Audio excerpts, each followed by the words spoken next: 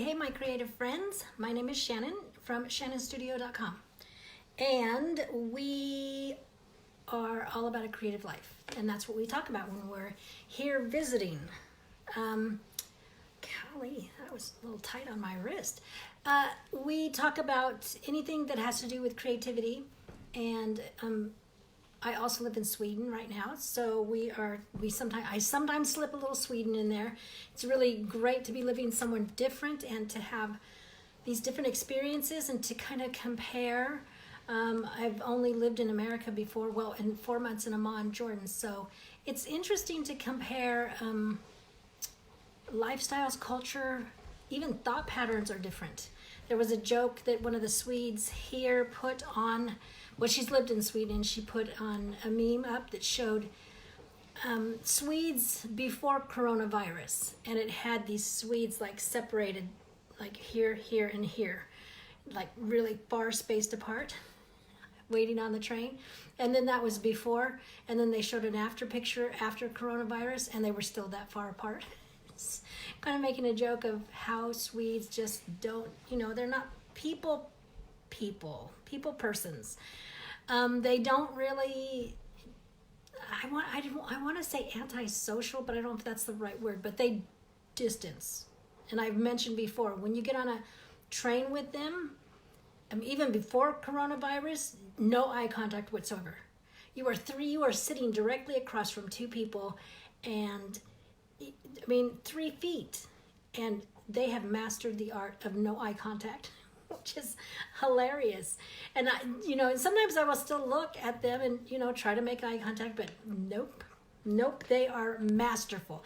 And if they, for some reason, do make eye contact on accident, they will not have any expression on their face. It doesn't change. It doesn't, if you're smiling at them, it doesn't change. Yet in America, I will see somebody and they'll be walking along like in a grocery store, and I'm smiling, and they will stop and they'll smile because they just, it's a natural sort of thing, and so they smile. But not here. It's pretty funny. I find it funny. So, hey, Trisha, good seeing you again. Okay, so today, our tip for today. Okay, so I was talking to a gal this morning, and she was telling me how she was going to buy this wooden this wooden duck, this carved wooden duck that had Wellington boots on. And she said, I don't know what it is, it just makes me happy. And I think in this time of uncertainty and a little unhappiness, we're looking for happy. So she decided she was going to get this, and because it just made her happy. And so she sent me a picture of it. And I just started laughing out loud because they are darling. They were darling, these little long-necked geese in these little Wellington boots. It was hilarious. And I laughed right out loud. And so we talked about that a little bit, about how, she said, just having something, it's really silly. She goes, having something that just brightens my day and that I really like to look at it makes me happy. And I said, well, really, that's not, there's research that says our environments, our surroundings, the aesthetics of where we live, where we work, matter to our well-being. They have all kinds of research from, whether natural light to having artwork on the walls. There are so many things that affect us in our surroundings. And since we are in the slow season right now, our environment, and we're isolating, so slow season isolating, our environments all of a sudden have just jumped up in their effect on us.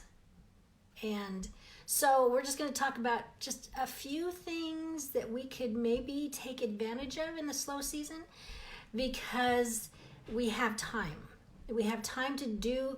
So for instance, making food a little more beautiful, cutting, instead of like cafeteria cutting of vegetables, maybe shaving them, maybe, doing, I once saw somebody do a zucchini salad, and it was these shaved ribbons of zucchini, and it's beautiful. It was just because the zucchini was just really thin and the light would go through it. it elevated zucchini in my mind. And for you that are gardeners, know about, and zucchini. In fact, once we had some friends, Margaret and Travis, they grew zucchini. And so sometimes in the garden, these zucchinis would be like monstrous. And one day they took all these monstrous zucchinis and stuffed them in my husband's car and on top of the car. And it was hilarious. So sometimes we can look at zucchini with a little bit of negativity.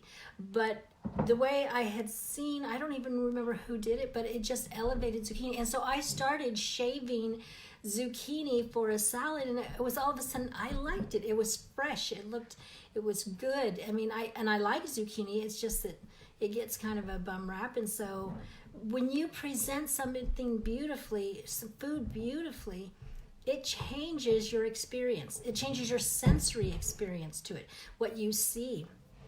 And a lot of times I will fix food for myself that's just pretty.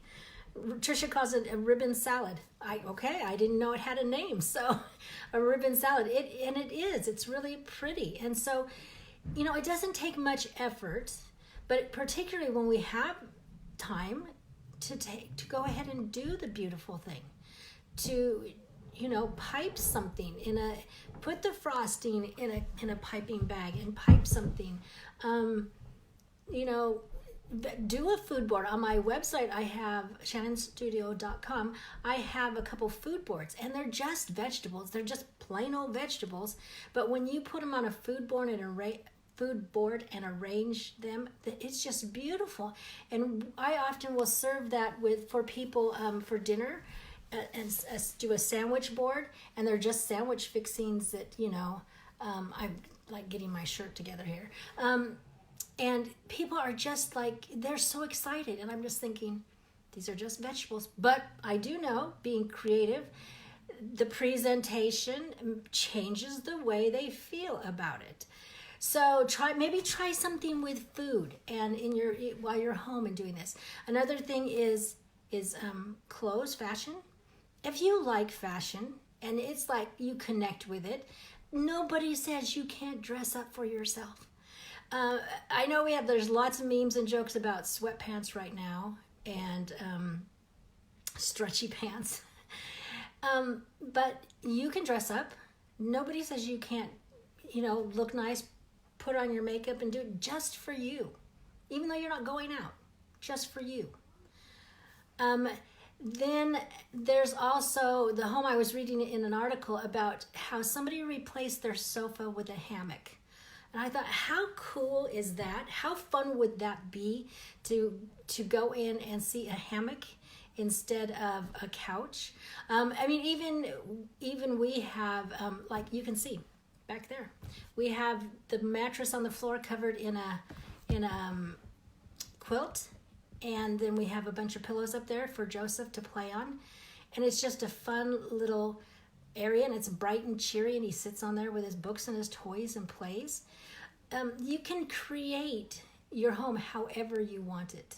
I have decided that I love flower stores, florists, and flower stores and flower shops, and walk in them. I just walk in them because I love them. And I thought, you know what? I really want a part of my house to be a florist shop. So I am going to work on how I can make that happen. I buy myself flowers all the time, have flowers usually, just got myself a little plant that's ivy, and so I'm surrounding myself with things, but this isn't a permanent place for us. So I'm thinking about how can I make that inside my home. And they say people do better at work. Let me see, research. I'll read a quote from Rebecca A. Clay. Research called, they're calling the research they do on restorative environments. So it's nature's impact on our mental functioning, social relationships, and physical well-being. And so they're starting to take that research and create psychologically healthy buildings. So because they've done research that talks about office workers, when they have a view that's a nature view, they say they're happier, they have a greater life. What do they say? They enjoy their jobs more. have a better life satisfaction and better health.